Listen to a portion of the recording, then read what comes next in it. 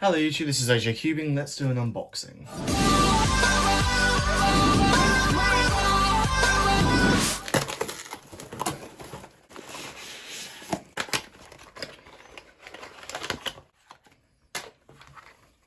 Okay, so this is the Sengso clock. I think it used to be called Sengso. I don't really know what's going on with the naming there. But yeah, it's a mass-produced magnetic clock. So this is pretty exciting to get into. It's only 10 quid. I guess let's get into first turns. What? Okay, well, it really doesn't want to turn. This is hurting my finger quite a bit, actually. I'm just trying to do some regular turns on this puzzle.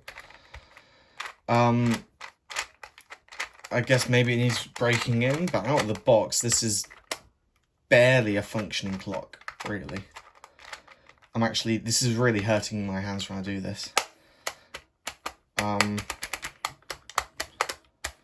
The pins do snap quite nicely, as a magnetic clock should.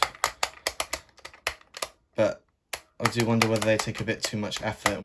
So one of the improvements this clock does have is that it has some screws in it, which means you can actually take it apart, unlike all the other clocks before where you had to kind of rip it open and then it would get cracks everywhere. And so it's really good that we got a sustainable way of taking these clocks apart now.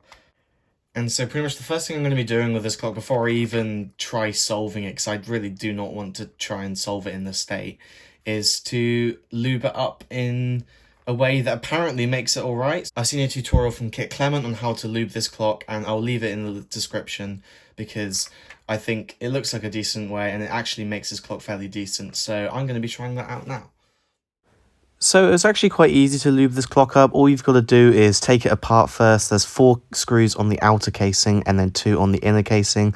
You get all the pieces inside and then you just dab a little bit of silicone lube onto the paper towel and you can just rub it over, and yeah, it's quite easy to do, and then you can just reassemble it and you're good to go. It actually made a huge improvement to it. Okay, so I've gone and lubed it up now, and yeah, I must say, still a little bit, I think, tighter than my old one, but it's much easier to turn now. It's actually really easy to lube this up as well. If you don't have any lube, all you need to do is kind of unscrew. There's like the 4 screws here, and there's 2 screws holding the 2 black bits together. You just need to unscrew those just a little bit and it'll turn much better. But if you do have any silicone-based lube, then I would highly recommend doing that, because it only takes just a little bit. And yeah, it's made the world of a difference, this puzzle. So yeah, I'm going to do some solves on it.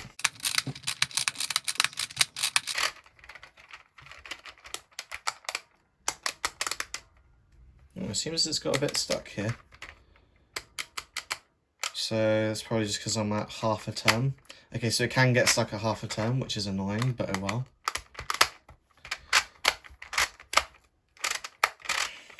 Alright, let's do a solve.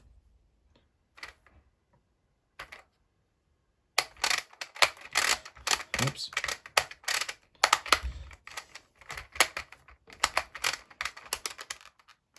Yeah, it's annoyingly getting stuck at about halfway between the pins quite a lot.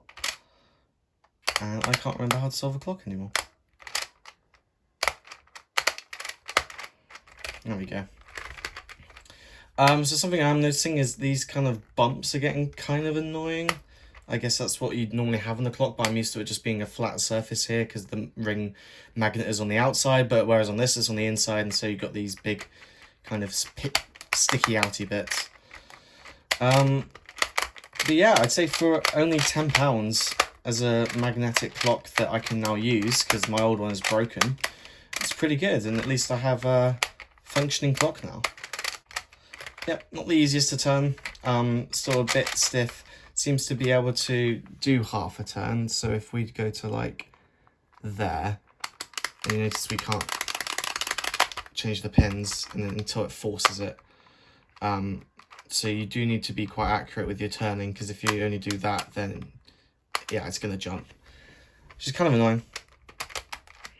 You didn't seem to get that as much on the Lingao.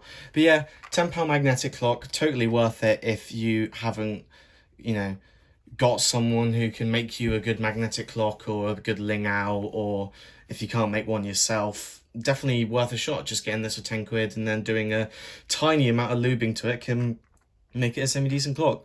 So yeah, I'm going to leave this one short. See you all in the next one. Bye.